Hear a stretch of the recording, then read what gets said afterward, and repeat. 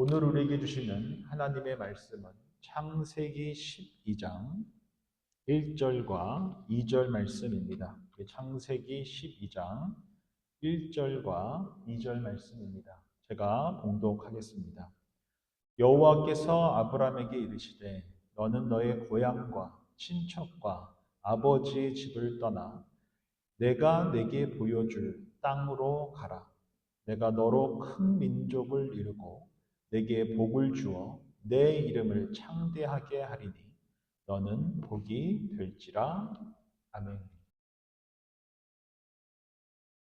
우리가 지난 시간까지 창세기 1장부터 11장까지 하나님께서 창조하신 그 세상이 죄로 물들기 시작하자 인간은 하나님과 멀어졌고 마침내 바벨탑 사건을 통하여 이제 사람과 사람 사이에서도 죄로 말미암아 멀어지게 되었는 그런 내용을 함께 살펴봤습니다. 특별히 우리가 지난 주에 주신 말씀 기억하면서 우리가 바벨탑을 쌓는 인생을 살 것인가, 바벨탑을 쌓는 교회가 될 것인가, 아니면 주님의 몸된 교회를 세우는 삶을 살 것인가, 교회가 될 것인가, 잘 살펴야 한다라는 내용을 함께 살펴봤습니다. 오늘은 창세기 12장을 통하여서 이제 죄로 말미암아 하나님과 멀어지고 죄로 말미암아 사람과 사람 사이에 멀어져 버린 이 세상 속에 하나님께서 한 인생에게 찾아오셔서 새로운 일을 행하시는 믿음으로 말미암아 살게 되는 그 아브라함의 삶을 함께 살펴보고자 합니다. 혹시 딩크족이라는 말을 들어보신 적이 있으십니까? 조금 젊은 분들은 딩크족, 저만 하나요? 예, 이게 그 맞벌이 부부가 1980년대 후반부터 미국에서 시작된 단어라고 하는데요. 이 딩크가 더블 인컴 노 키즈의 이렇게 첫 글자만 따온 거라고 합니다. 딩크, 더블 인컴 노 키즈. 그러니까 결혼을 했는데 A기를 갖지 않고 좀 더 풍족하게 살고자 하는 그러한 사람들을 딩크족이라고 하는데 그러한 삶을 살게 된 것이 미국에서부터 한 1980년대부터 유행해서 한국에서도 사실 적지 않은 그런 삶을 살아가는 분들이 계십니다. 오늘날 한국의 출산율이 얼마쯤 되는지 아십니까? 다 아시겠지만 1%가 채 안 됩니다. 제가 찾아보니까 0.78%라고 합니다. 예전에는 여성분들이 취업 문제로 또 다양한 이유로 인해서 출산하는 것에 대한 부담감을 갖고 이렇게 딩크족이 되는 경우가 많았는데 오늘날에는 여성분들뿐만 아니라 남자들도 출산에 대한 그 부담 때문에 여성뿐만 아니라 남성도 딩크족으로 살려고 한다라고 합니다. 요즘 젊은이들이 결혼하는 것도 대학 가는 것만큼 힘들다고 해요. 결혼하는 게 보통 일이 아닌 거예요. 제가 한국에서 사역했던 교회에 40대 청년부가 있었어요. 한 600명 모였어요. 600명 40대 싱글, 거의 돌싱도 안 돼요. 완전 싱글만 모일 수 있는 교구가 한 600명 모였었어요. 40대 청년구요. 교구가 있었어요. 말이 참 그렇지, 참 어렵지 않겠습니까? 결혼도 하기가 너무 힘든데 이제는 많은 청년들이 비출산을 선택하려고 한다라는 거죠. 본인 부모님들이 자신에게 부어주었던 사랑과 정성과 열정 또 돈만큼 자기 형편상 또 보니까 우리 자녀한테 그렇게 해주라는 것이 뭐 거의 불가능해 보이는 거예요. 자신은 이만큼 받고 학원도 다니고 뭐도 하고 다 하고 갔는데 막상 직장에 생활하면서 사회생활을 하면서 똑같이 받은 사랑만큼 자녀한테 해주려고 하다 보니까 서울 진입도 어려운 거예요. 그러니까 한국에 있는 많은 젊은 부부들이 딩크족으로 살아갈 것을 결정하는 경우가 굉장히 많아져. 이제는 여성뿐만 아니라 남성들도 출산에 대한 제 경제적인 그 부담감 때문에 스스로 딩크족이 되려고 하는 비율이 굉장히 높다고 합니다. 유명인 중에 대표적인 딩크족 1세대라고 볼 수 있는 분이 소설가 김영하 씨입니다. 현재 한 50대 중반쯤 된 아주 유명한 작가분이신데요. 그분은 오래전부터 딩크족으로 살기로 결정을 하고 교수직도 내려놓고 아파트를 팔아 몇 년 동안 여행하는 그러한 삶을 살아왔습니다. 그분이 쓴 책 중에 여행의 이유란 책이 있습니다. 그 책의 내용을 잠깐 소개해 드리겠습니다. 내가 여행을 정말 좋아하는 이유 중 하나는 과거에 대한 후회와 미래에 대한 불안, 우리의 현재를 위협하는 이 어두운 두 그림자로부터 벗어날 수 있기 때문이다. 여행하는 동안 우리는 일종의 위기 상황에 처하게 된다.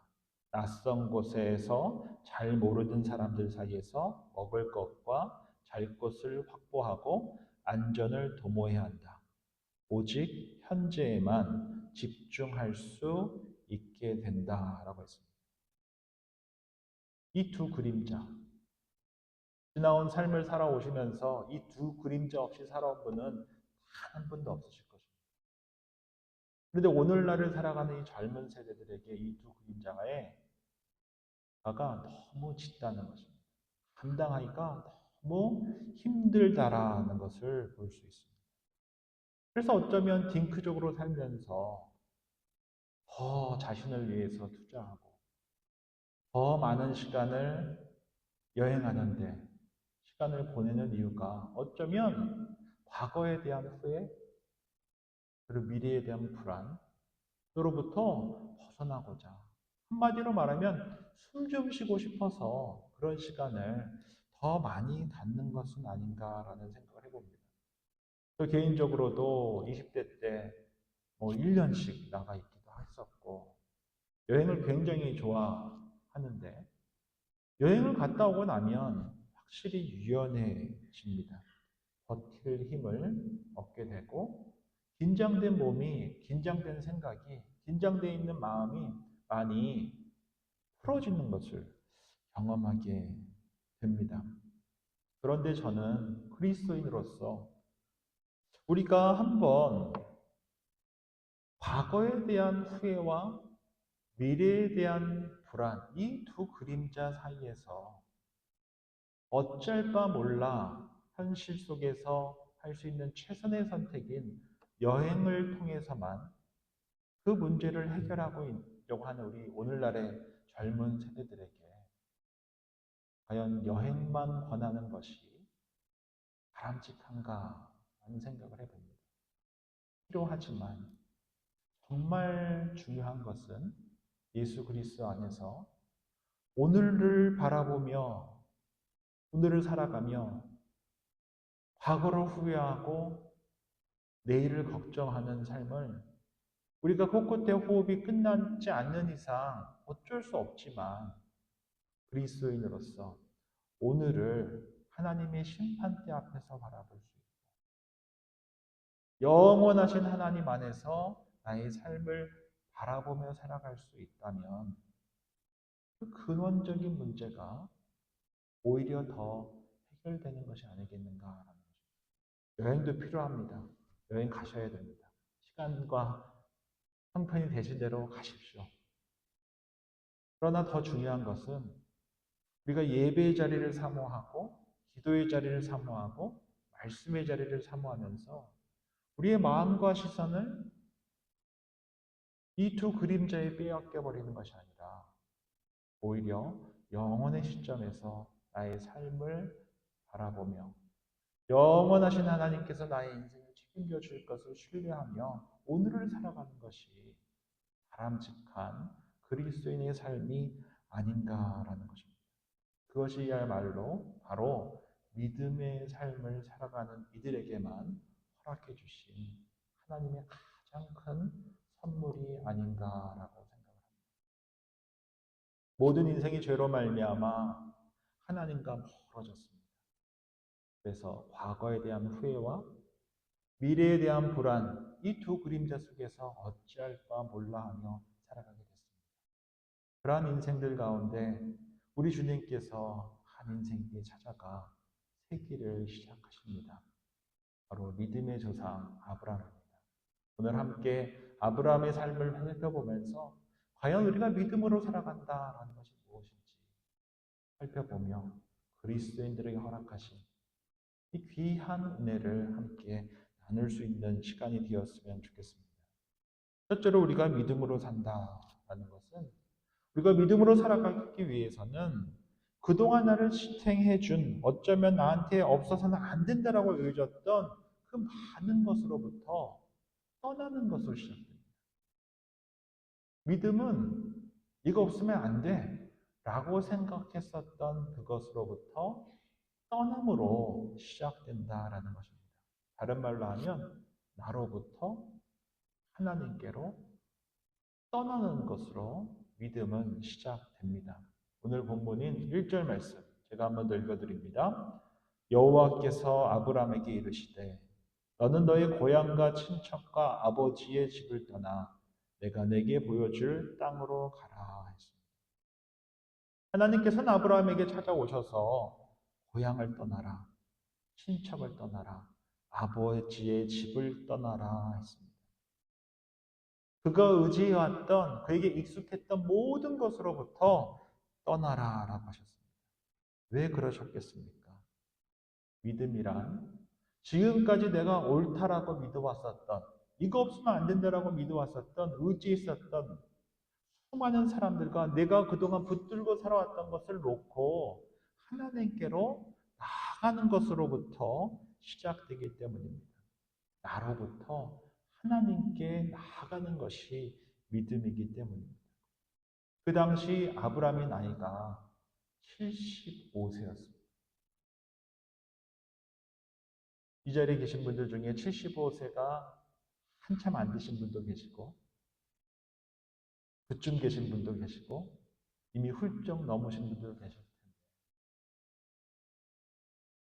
75세의 나이에 떠난다? 라는 것은 결코 쉬운 일이 아닙니다. 나에게 익숙했던 것, 그동안 내가 붙들고 있었던 것, 내가 옳다라고 믿어왔던 것들을 다 놓고 떠난다? 라는 것은 굉장히 어려운 일입니다. 그러나 믿음의 사람은 떠남으로 시작됩니다. 내가 의지하고 믿어왔었던, 편하게 여겨왔던 익숙한 것으로부터 떠납니다. 야곱도 떠남으로 믿음의 사람이 되었습니다. 나로 똘똘똘 뭉쳐 있었던 이가 바로 이기심으로 똘똘똘 뭉쳐 있었던 이가 바로 야곱이었습니다. 이기적인 사람이었습니다. 자기밖에 모르는 사람이었습니다. 그랬는데 하나님께서 그 야곱을 다루시기 위해서 누구를 만나게 하셨습니까? 라반 삼촌을 만나게 하셨습니다. 야곱보다 한 수 위입니다.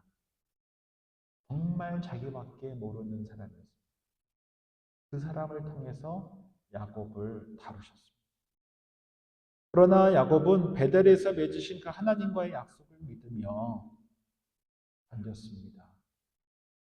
그리고 하나님께서 마련해 주신 말씀과 상황 속과 만남 속에서 다루어져 갔습니다. 그리고 결국 하나님께서는 그 욕심쟁이 야곱을 통하여 12지파를 세우셨습니다. 이스라엘을 만드셨습니다. 요셉 또한 자기 사랑으로 가득했던 사람입니다. 하나님으로부터 받은 약속의 말씀만 믿고 자기 사랑, 자기애로 가득 찼던 인생이었습니다.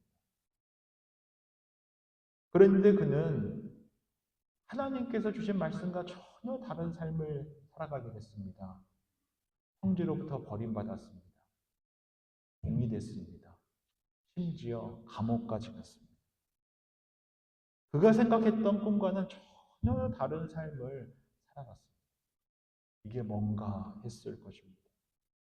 그럼에도 불구하고 그는 하나님께서 주셨던 그 말씀과 꿈을 끝까지 의지하고 살았습니다. 꿈꾸는 자 요셉은 하나님의 뜻 가운데 마침내 총리가 되었고 애굽에서 가뭄으로 인해 죽을 수밖에 없는 상황 속에 있었던 야곱과 그의 형제들을 구원하는 하나님의 아름다운 도구로 쓰임 받게 되었습니다. 이처럼 하나님은 하나님의 사람을 세우실 때, 믿음의 사람을 세우실 때 떠남으로 시작하십니다. 나를 신뢰하는 것이 아니라, 내가 붙들고 있는 것을 신뢰하는 것이 아니라, 나에게 익숙한 것을 신뢰하고 있는 것이 아니라, 옳다라고 믿는 것이 아니라 하나님만을 신뢰하며 살아가기를 바라시기 때문에 나로부터 떠나 하나님께로 나아가기를 바라시기 때문입니다. 워싱턴에서 목회하시는 제가 개인적으로 굉장히 좋아하는 목사님 중에 한 분이신데요. 김영봉 목사님이 계십니다. 김영봉 목사님께서 쓰신 신앙 입문서가 있습니다. 그 책 이름이 나는 왜 믿는가입니다. 기회가 닿으시면 한번 꼭 보셨으면 하는 추천 도서입니다. 이 책은 믿음으로 살아가기를 주저하는 수많은 사람들이 내가 왜 믿어야 되지? 목사님, 제가 왜 믿어야 되죠? 라는 그 질문에 대해서 답해 주기 위해서 쓰신 책입니다. 그 책의 첫 과에 보면 목사님은 너무나도 주관적이고 객관적인 이유들이 있다라고 설명하십니다. 우리가 믿음을 갖는다라는 것은 우리가 믿을 수밖에 없는 이유는 주관적인 것도 있고 객관적인 것도 있다는 것입니다. 하나님을 믿는다라는 것도 어쩌면 하나의 신념일 수 있고, 하나님을 믿지 않는다라는 것도 어쩌면 하나의 신념이에요. 아, 하나님 없어. 라는 그 신념. 우리는 하나님이 나를 창조하셨어. 우주 만물을 다스리셔. 영원하신 그분이 나를 사랑하셔. 십자가로 나를 사랑하셔. 그 하나님만 보고 살 거야. 눈에 보이는 게 전부가 아니야. 라는 그 믿음으로 살아가는 것입니다. 지난 2000년 기독교 역사 속에서 우리가 성경을 통해 볼 수 있습니다. 지난 2000년 생활 속에서 지금까지 세워진 교회들을 통해서 우리는 너무나도 객관적인 이유들을 발견할 수 있습니다. 만약에 예수님의 제자들이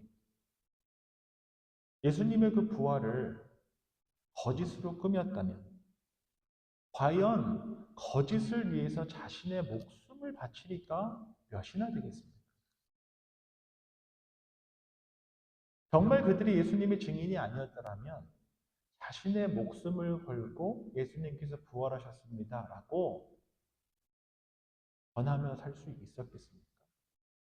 그 누군가 거짓말을 위해서 자신의 목숨을 걸 수 있냐라는 거죠. 그들에게 있어서는 믿을 수밖에 없는 너무나도 분명한 객관적이고 주관적인 이유가 있었던 것입니다. 만약 예수님의 부활이 거짓이라면 지난 2000년 동안 그렇게 수많은 사람들이 자신의 목숨을 걸고 교회를 지키고 복음을 지키며 교회를 세울 수 있었겠습니까? 우리가 예수님을 믿는다라는 것은 이처럼 내 삶 속에서 역사하신 그 주님, 이런 주관적인 이유들과 또 지난 2000년 동안 성령께서 세우신 그 교회들을 통하여 주시는 말씀을 통하여 너무나도 객관적인 그런 이유들이 분명히 있다라는 것입니다. 이러한 증인들과 교회들로 인해 우리는 계속적으로 믿으며 살아갈 수 있다라고 말씀하셨습니다. 믿음으로 살아간다는 것은 그렇습니다. 우리가 믿음으로 살아간다는 것은 정말 너무나도 주관적이고 객관적입니다. 여기서 우리가 하나 더 꼭 잊지 말아야 할 것은 우리가 주관적이고 객관적인 이유들이 있는 것도 또한 중요하지만 아이들과 함께 주의 말씀을 나눴었던 것처럼 다양한 밭이 있을 수 있습니다. 지금 이 자리에 계신 분들 중에 길가 같은 분이 계실 수 있습니다. 그리고 돌이켜보면 참 많은 분들이 그냥 길가와 같은 믿음으로 왔다가 가신 분들이 참 많다라고 여기실 수도 있습니다. 어떤 분들은 돌짝밭과 같은 분이 계실 수도 있습니다. 이 자리에 계실 수도 있습니다. 그리고 돌이켜보니 참 그런 분들이 많았다라고 생각될 수도 있습니다. 조금만 시련이 오면, 조금만 불편하면, 조금만 어려우면 피하는 것입니다. 가시덤불 같은 분이 계실 수도 있습니다. 왔다 갔다는 하는데 삶에 아무런 변화가 없습니다.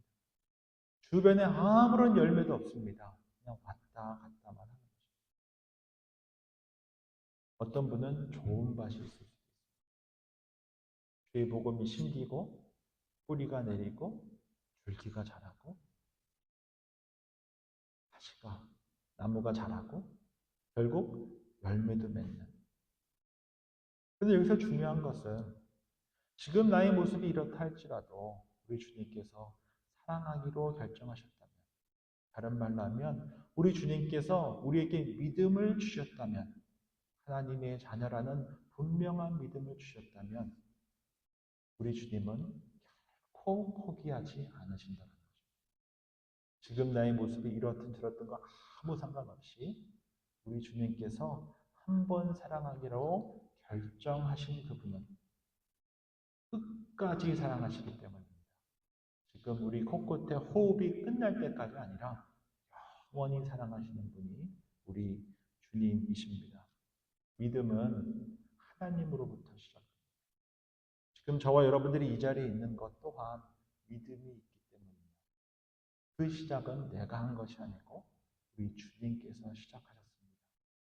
그 시작하신 우리 주님께서 나의 모습이 지금은 길가 같고 골짜가 같고 가시덤불 같다 할지라도 절대 포기치 않으시고 좋은 밭이 되게 하실 것입니다.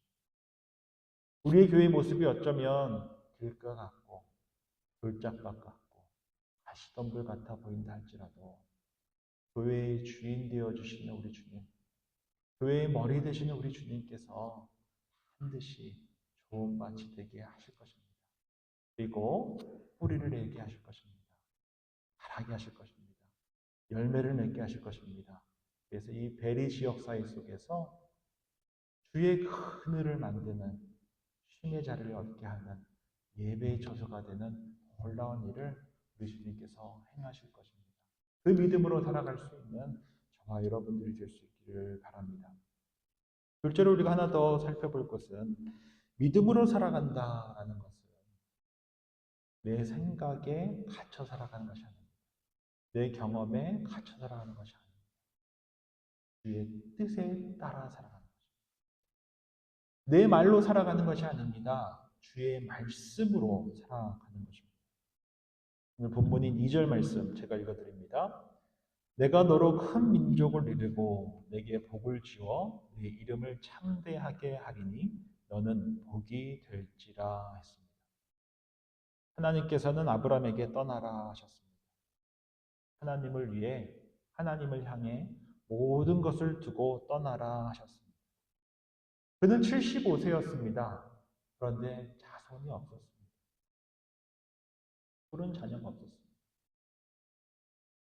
당시 정서상 이는 저주받은 인생이다라고 볼 수밖에 없었습니다.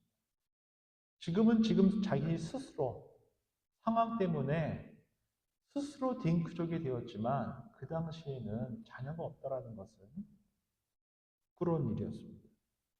그랬던 그에게 우리 주님께서는 말씀하셨습니다. 너는 큰 민족을 이룰 것이다. 내게 복을 줄 것이다. 내 이름을 창대하게 할 것이다. 너는 복이 될 것이다. 75세 노인이었습니다. 아내 또한 승리를 할 수 없으니 당연히 아이를 가질 수 없었을 것입니다.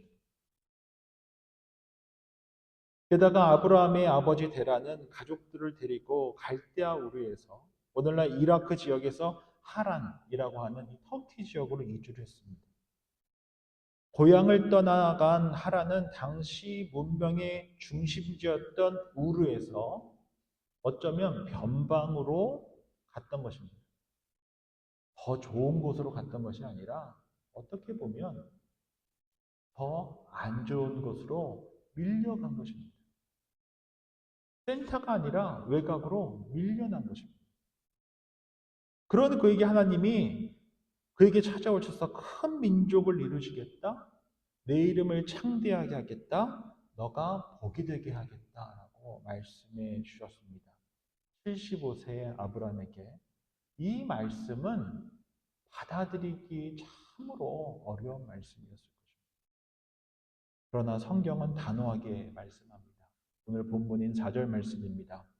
이에 아브람이 여호와의 말씀을 따라갔고 룻도 그와 함께 갔으며 아브람이 하란을 떠날 때에 75세였더라. 성경은 다른 말씀을 하지 않습니다. 아브라함이 여호와의 말씀을 따라갔다 라고 담백하게 말씀하고 있습니다. 이것이 믿음입니다. 내 생각엔 아닌 것 같은데요. 저는 그래 본 적이 없는데요. 아니라 하나님의 말씀이 선포된 그 말씀이 이루어지는 삶이 믿음의 삶이지 내 생각, 내 경험, 내 주장으로 세워지는 삶이 믿음의 삶이 아닙니다. 믿음의 삶은 하나님의 말씀이 약속된 언약이 이루어지는 삶입니다. 정말 행복한 삶이 무엇이겠습니까? 정말 행복한 주께서 기뻐하시는 교회가 어떠한 교회겠습니까? 우리의 계획, 생각, 바람이 이루어지는 교회 삶이 아니라 주의 말씀이 이루어지는 삶, 주의 말씀이 이루어지는 교회가 바로 주께서 기뻐하시는 삶이며 믿음의 사람들이 모여 살아가는 교회의 모습이다라는 것입니다. 요즘 가장 많이 듣는 복음성가 가수 중에 목사님이신데요. 손경민 목사님의 찬양이 있습니다. 한번 유튜브 통해서 손경민 목사 이렇게 한번 찍어서 한번 쭉 들어보시면 좋을 것 같습니다. 이 목사님의 대표적인 찬양 중에 하나가 은혜라는 찬양이 있고요. 제가 요즘 또 자주 듣는 찬양 중에 하나는 가장 좋은 것을 주시는 하나님이라는 아주 단조로운 찬양입니다. 제가 그 가사를 읽어드리겠습니다. 내가 알 수 없는 길로, 내가 갈 수 없는 길로 가장 좋은 길로 날 인도하시네. 내가 할 수 없는 일도 나의 주가 이루시네. 가장 좋은 것을 주시는 하나님. 참으로 감사한 믿음의 고백이 아닐 수 없습니다. 목사님의 가사가 어떻습니까? 내가 알 수 없는 길로, 내가 갈 수 없는 길로 가장 좋은 길로 인도하시는 분이 하나님이시다라고 고백합니다. 내가 알 수도 없고 내 생각에 갈 수도 없는 길로 가게 하시는 분이 바로 하나님이시라는 거죠. 그 길이 가장 좋은 길이라고 말씀해 주시는 분이 우리 하나님이시라는 거죠.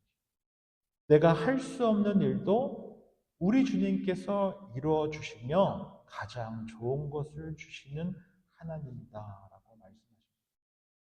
대신방을 하면서 이 찬양을 부르지 않을 수 없었습니다. 귀한 성도님들의 삶 속에서 역사하신 그 하나님의 이야기들을 들으며 참으로 감사했습니다.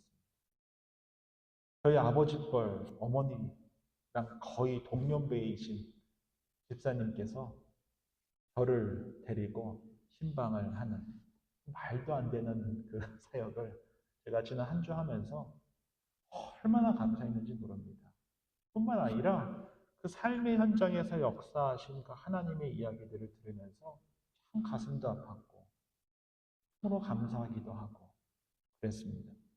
대신방을 하면서 우리 성도님들께 여러 가지도 물어봤지만 그 중에 하나가 우리 베리하는 장로교회에 좀 바라는 것이 있으면 어떤 것입니까? 라고 했습니다. 저는 좀 공격적인 발언을 하실 줄 알았어요.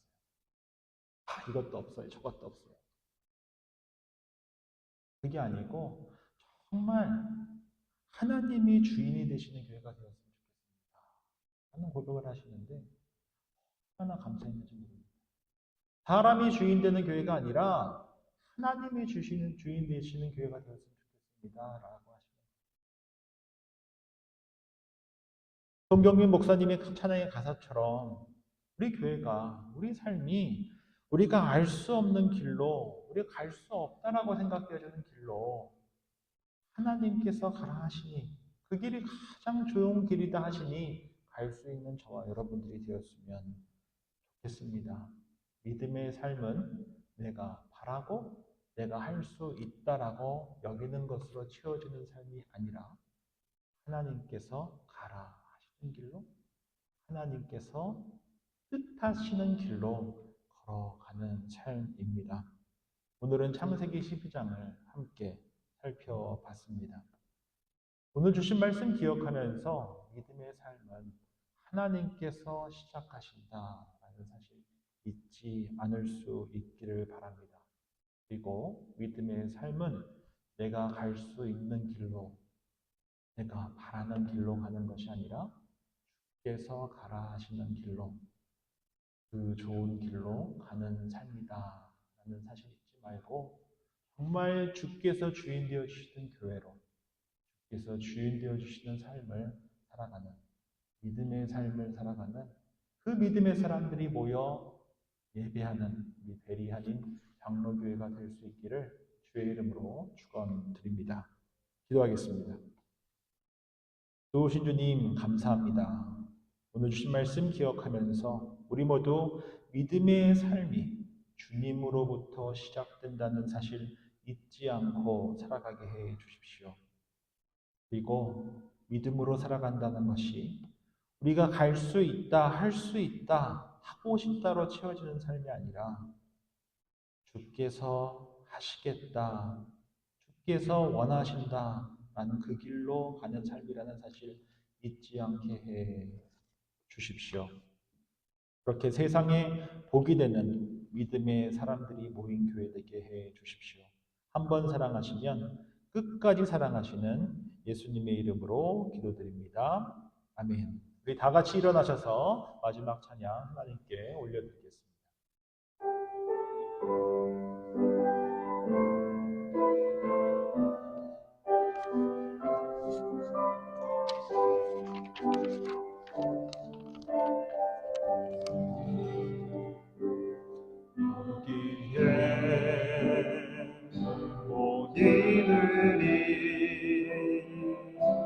주의 은총 받은 자여라. 주께서 이 자리에 함께 계심을 하노라. 언제나 주님만을 찬양하며 따라가리니 시험을 당할 때도 함께 계심을 믿노라.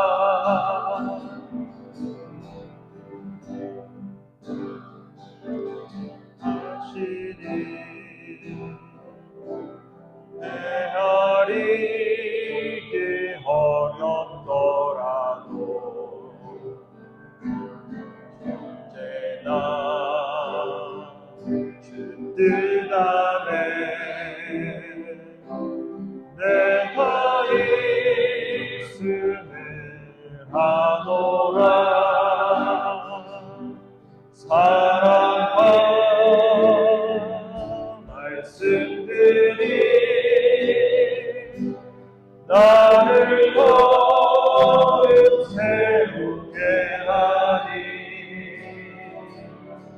때로는 넘어져도 죄의 승리를 믿노라. 이 믿음 거두세라.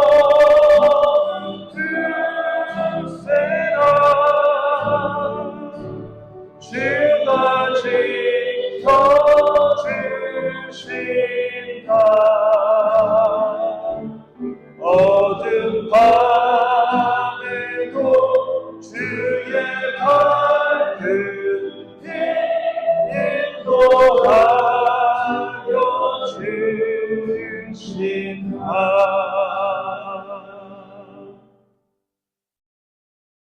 좋으신 주님 감사합니다. 주신 말씀 삶에 받고 믿음의 삶을 시작하신 분이 하나님 아버지라는 사실 잊지 않게 해 주십시오. 우리에게 익숙한 것들로부터 떠나게 해 주십시오. 그리고 우리가 바라고 원하는 삶이 아니라 주께서 기뻐하시고 바라는 주님의 뜻이 채워져가는 삶, 그리고 교회 되게 해 주십시오. 그래야 복을 받기만을 구하는 삶이 아니라 세상에 복이 되는 삶, 교회 되게 해 주십시오. 우리 주 예수 그리스도의 은혜와 하나님 아버지의 사랑과 성령의 교통하심이 믿음의 삶을 시작하신 하나님을 신뢰하며 주께서 바라시는 길로 나아가기를 소원하고 다짐하는 주님의 사람들과 베리하는 장로교회 위에 이제로부터 영원까지 함께 하시기를 간절히 축원하옵나이다. 아멘.